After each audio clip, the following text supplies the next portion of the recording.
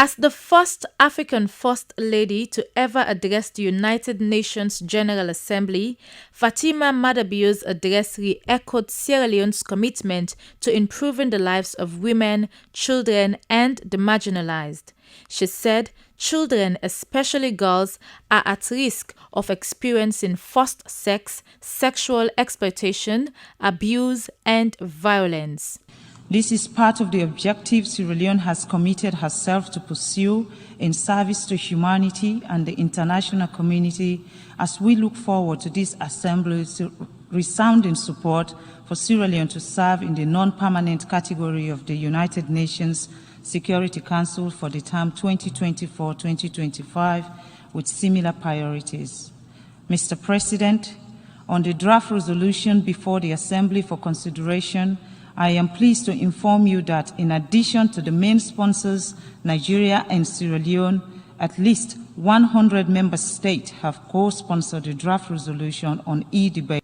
Also, according to her, the prevalence of child sexual abuse and exploitation are the attendant consequences associated with the 24 risk factors identified by WHO.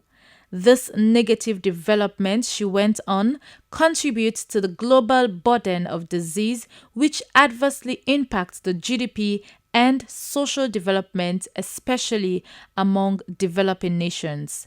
The reason for the proposed resolution to declare 18th November as World Day for the Prevention of and Healing from Child Sexual Exploitation, Abuse and Violence is to protect children, girls and women who are mostly at the mercy of those who abuse them.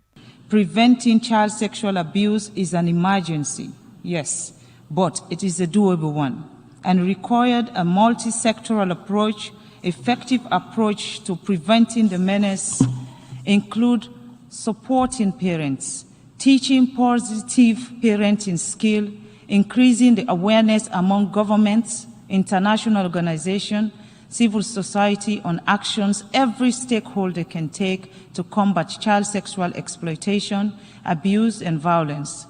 We therefore call for the enhancement of laws that protect children in their homes, online, and in their communities to bring perpetrators of this heinous crime to justice. Mr. President, declarations of the United Nations International Day to call on, sensitize, and educate the public on issues of concern in order to mobilize the necessary political will and resources to address global problems impacting humanity have proven to be effective tool of advocacy for the public goods and social justice. Adopting this resolution today to declare the 18th November as World Day for the Prevention of and Healing from child sexual exploitation, abuse and violence will accordingly lead to increased awareness of child sexual abuse. The United Nations General Assembly is the only universally represented policymaking body of the United Nations that discusses and makes recommendations for universal issues pertaining to international peace and security, human rights, and international laws, among others. SLBC News, Cecilia Cisse.